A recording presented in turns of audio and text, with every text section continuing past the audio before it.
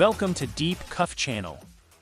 Ukrainian army continues to crush Russian troops at the front. Loud explosions from the Bakhmut region culminated with the arrival of Ukrainian President Volodymyr Zelensky. At the same time, explosions are heard from an important Russian military base in Mariupol. Russia tried to move its troops from the Crimean Peninsula to mainland Ukraine to compensate for losses at the front, but the situation did not turn out as Putin wanted.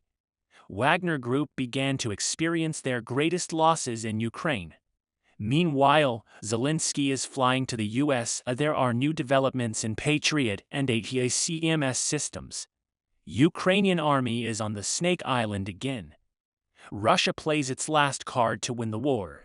In the latest news from the front, the losses of the Russian army have reached incredible proportions.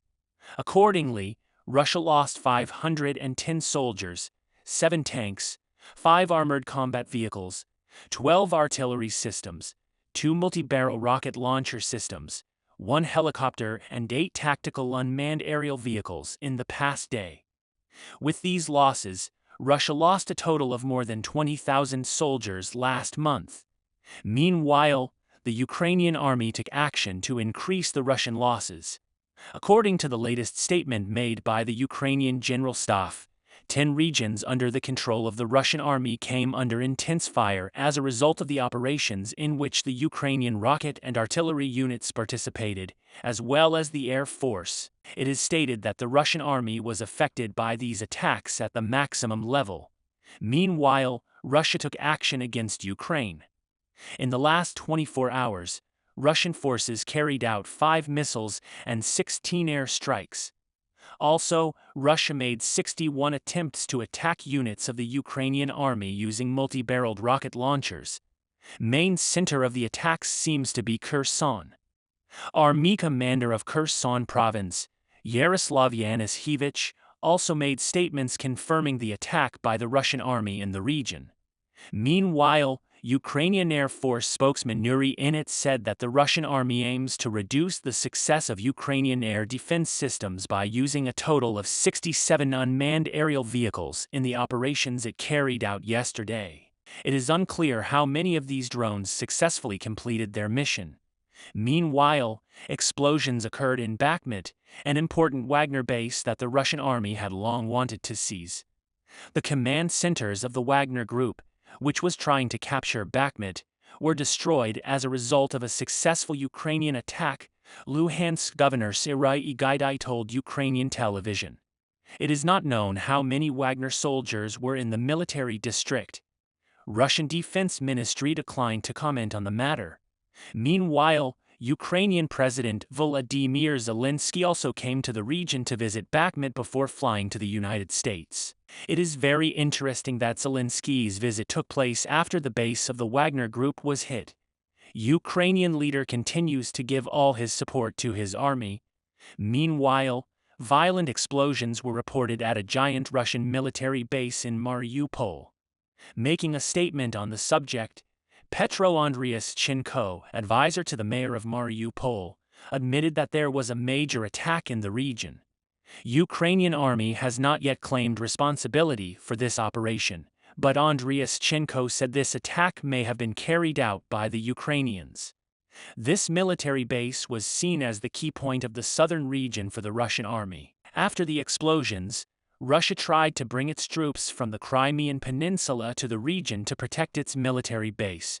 However, these soldiers, who refused to fight in Mariupol, decided not to leave the Crimean Peninsula. This fragility in the Russian chain of command drives Vladimir Putin crazy. After that, Belarus made another move signaling its involvement in the war by banning entry to areas close to the Ukrainian border. Non-military troops are currently not allowed to enter the Gomel, Lovsky, Brajansky and Koiniki districts, which are located within the administrative borders of Belarus and close to the border with Ukraine. Regardless, I think that Belarus will not participate in this war, because they dare not. As a matter of fact, other Western countries, especially the USA, are of the same opinion. In this context, President of Ukraine Volodymyr Zelensky left for the United States after his visit to the Bakhmut region. In a statement made by the Ukrainian press service, Zelensky will meet with U.S. President Joe Biden on December 21 in Washington to discuss comprehensive cooperation between the two countries, especially in strengthening Ukraine's resilience and defense capabilities, supporting its sovereignty and restoring its territorial integrity. Also, two of the most fundamental topics in this discussion will be the Patriot and the ATACMS systems. As a matter of fact, according to some private news sources, Zelensky wants to discuss the transfer of ATACMS missiles with a range of 300 kilometers to Ukraine personally with Biden. It would not be wrong to think that if the transfer of ATACMS missiles to Ukraine takes place, the Kiev administration will achieve a serious deterrence. Moreover, this deterrence will be directed not only against Russia, but also against Belarus. It is unlikely that Biden will agree to deliver ATACMS missiles to Ukraine, at least in the short term, but if the deliveries take place, even a few dozen missiles before the transfer could seriously change the situation in the region. Also, this meeting of Ukrainian and U.S. leaders is a serious challenge for Russian President Vladimir Putin. This meeting sends a direct message of unity against the Russian leader. As a matter of fact, there is good news for the Ukrainian army. While the leader of Ukraine, Zelensky, has not yet reached the USA, a U.S. official said the administration of President Joe Biden will soon announce a $1.8 billion military aid package for Kyiv, which will include, for the first time, a Patriot missile battery and precision-guided bombs for Ukrainian warplanes. Speaking on condition of anonymity, the official said that the new aid package will be announced on Tuesday next week. Delivery of Patriot air defense systems to Ukraine demonstrates the U.S. readiness to deliver modern weapons to Kiev, which could result in a future supply of tanks, fighter jets, and missile weapons. First of all, this system will provide a serious advantage against Russian unmanned aerial vehicles and will cause the Russian army's strategies to collapse. Besides the USA, France also announced a new aid package for Ukraine. In an interview published on Tuesday, French President Emmanuel Macron said that France has delivered air defense systems and other weapons to Ukraine and will send more early next year. In response, the Russian army announced that it had officially taken over the new batch of T-90 tanks.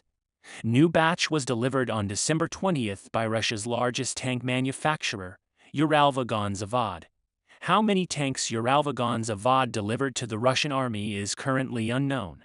However, the Russian Ministry of Defense announced that these tanks, which were delivered to the army, will be put into service quickly. In addition, Russia took an important step in the Arctic.